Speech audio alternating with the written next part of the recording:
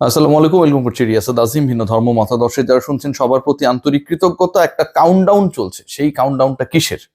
সেই কাউন্টডাউনটা অবৈধ Bangladesh cricket board election যেটা হয়েছিল অক্টোবরের 6 তারিখে, যেই ইলেকশনে যত ধরনের নোংরামি সম্ভব সেই সময়ে যারা ক্ষমতাসীন ছিলেন তারা করেছেন।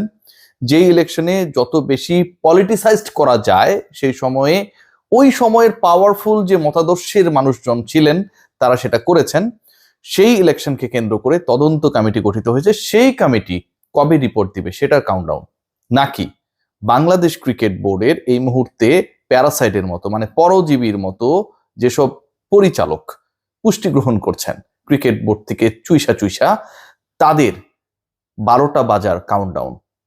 কাউন্টডাউন যেটাই হোক না কেন, এই মুহূর্তে বাংলাদেশ ক্রিকেট বোর্ডের 6 থেকে 7 জন ডিরেক্টর তারা একটা স্পেশাল মিশনে রয়েছেন এবং যেটা নেতৃত্ব দিচ্ছেন একজন ভাইস প্রেসিডেন্ট।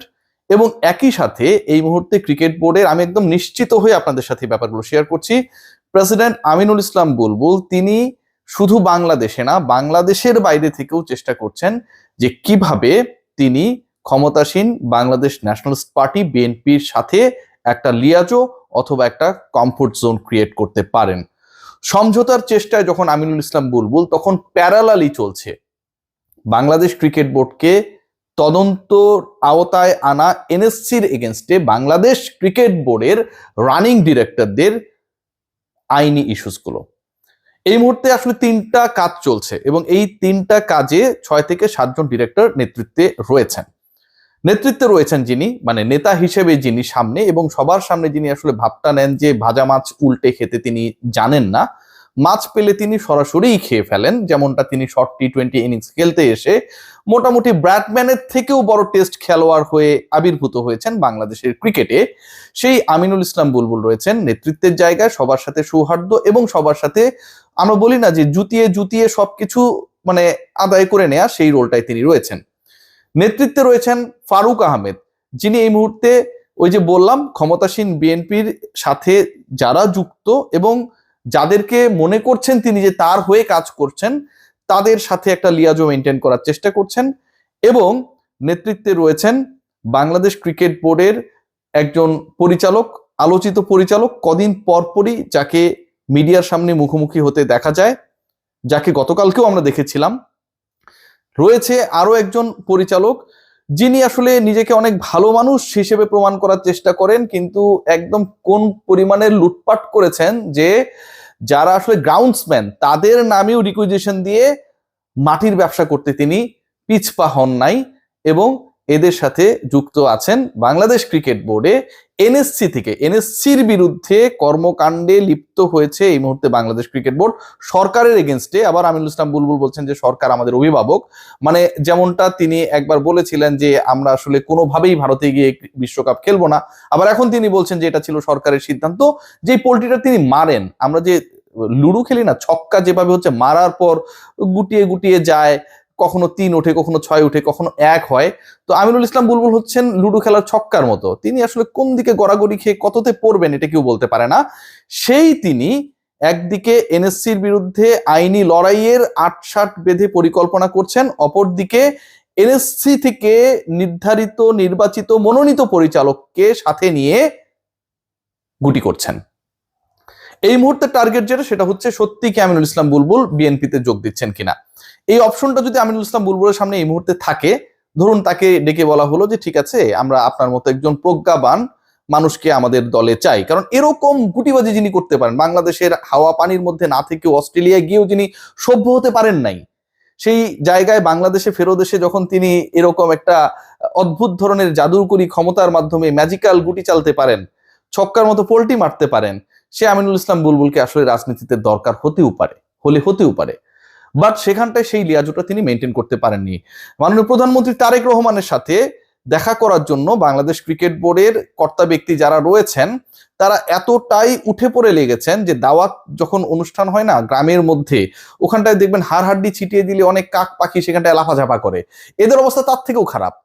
মানে যেভাবেই হোক প্রধানমন্ত্রীর সাথে দেখা করতে হবে এবং আনুগত্য প্রকাশ করে জানানোর চেষ্টা করা হবে যে আমরা আসলে আপনাদেরই লোক।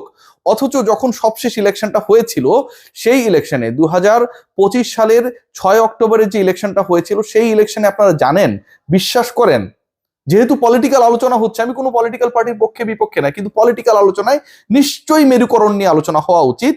সেখানটায় একটাই ম্যান্ডেট ছিল, একটাই। সেই সময় ক্রীড়া উপদেষ্টা বলেন, বাংলাদেশ ক্রিকেট বোর্ডের ভাবি সভাপতি, মানে এক টেনিউরে ছিলেন, পরের টেনিউরে তিনি টি-20 খেলতে খেলতে টেস্টে পদার্পণ করবেন।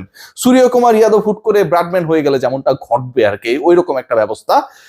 আমিনুল ইসলাম বুলবুলরা তারা একটা নীতিতে সেই মুহূর্তে আসীন হয়েছিলেন যে যাই হোক না কেন বিএনপির সাথে সরাসরি যুক্ত, মেইন স্ট্রিমের সাথে সরাসরি যুক্ত, অথবা সেই মতাদর্শের বিশ্বাসী যারা, পলিটিক্সের কথা বাদ দেন, মতাদর্শকে তো অনেকে বিশ্বাস করে, কেউ আওয়ামী লীগকে বিশ্বাস করে, কেউ জামাতকে বিশ্বাস করে, কেউ বিএনপিকে বিশ্বাস করে, কেউ জাকপা জাসদকে বিশ্বাস করে, করতেই পারে, সেটা যার তার ব্যাপার। কিন্তু ন্যাশনালিস্ট পার্টি, জাতীয়তাবাদী মতাদর্শের বিশ্বাসী কেউ কোনোভাবেই যেন বাংলাদেশ ক্রিকেট বোর্ডের ইলেকশনে টিকতে না পারে, এরকম একটা পরিকল্পনা নিয়ে আগানো বেহায়ারা এখন যেভাবেই হোক প্রধানমন্ত্রী সাক্ষাৎ চান। আর প্রধানমন্ত্রী যেন আমার মতো এভাবে বসে রয়েছেন, আসুন বুলবুল সাহেব বসি, আলোচনা করি, চা খাই, এরকম একটা অবস্থা তাদের ভাবসাব দেখে মনে হয়। তারেক রহমানের অনেক কাজ রয়েছে এবং আপনার প্রত্যেকের আমল নামা আমাদের হাতে যেমন রয়েছে, অন্য যারা রয়েছে নীতি নির্ধারক পর্যায়ে তাদের হাতেও খুব ভালোভাবেই রয়েছে। পরিকল্পনা আরেকটা, যে লিগ্যাল ইস্যুকে আসলে লেন্দি করা যায় কিনা, এনএসসি যে রিপোর্টটা, সেই রিপোর্টে এখন পর্যন্ত কি ঘটবে আমরা জানি না, কিন্তু যতদূর জানা যাচ্ছে গণমাধ্যম থেকে, যে ক্রিকেট বোর্ডের সিটিং ডিরেক্টররা গিয়ে আমিনুল ইসলাম বুলবুল যে 2 নম্বরই করে ইলেক্টেড হয়েছেন সেই কথাটা বলে এসেছেন। ক্রিকেট বোর্ডের আমিনুল ইসলাম বুলবুল যাদের সাথে ইলেক্টেড হয়েছেন সেই নির্বাচিত ডিরেক্টররা আমিনুল ইসলাম বুলবুল 2 নম্বরই করে ইলেক্টেড হয়েছেন, সেই কথা বলে এসেছেন তদন্ত কমিটির কাছে। এখন যখন এই ঘটনা ঘটবে, প্ল্যান বি হিসেবে যেটা করার চেষ্টা করা হচ্ছে যে কোর্টের কোন একটা রায় নিয়ে এই রিপোর্টটা যেন একটা সার্টেন টাইম পর্যন্ত প্রকাশ করা না হয়, প্রকাশ করতে না পারে সরকার, সেরকম একটা নির্দেশনা চাওয়ার পরিকল্পনা করা হচ্ছে। আমি জানি না এরকম কোনো লিগ্যাল মেরিট কোনোভাবে আছে কি না, বাট সেই পরিকল্পনাটা করা হচ্ছে। এবং প্ল্যান সি হিসেবে যেটা করা হচ্ছে সেটাও খুবই ইন্টারেস্টিং, কোয়াইট ইন্টারেস্টিং।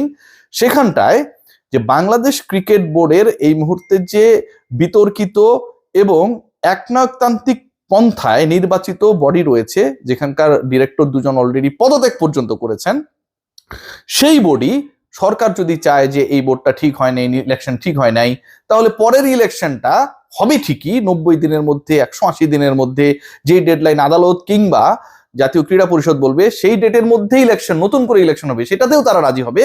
কিন্তু তাদের একটা কন্ডিশন রয়েছে, এটা বাস্তবায়নের চেষ্টা তারা করছে। সেই কন্ডিশনটা হচ্ছে যে সরকারের থেকে আমরাই ইলেকশন দিব। আমিনুল ইসলাম বুলবুলকে যতটুকু ভোলা ভালা মনে করা হয়, তিনি যে কতটা চাল্লু মাল এটা জাস্ট তিনি জানেন। প্রতিদিন সকালবেলা যখন উঠেন, মুখ ধোয়ার পর আয়নায় যখন নিজেকে দেখেন, অট্ট হাসিতে মেতে ওঠেন, পুরো দুনিয়া তাকে কি বেকুব ভাবে, আর তিনি কতটাই না চালাক। সবাই ভালো থাকবেন।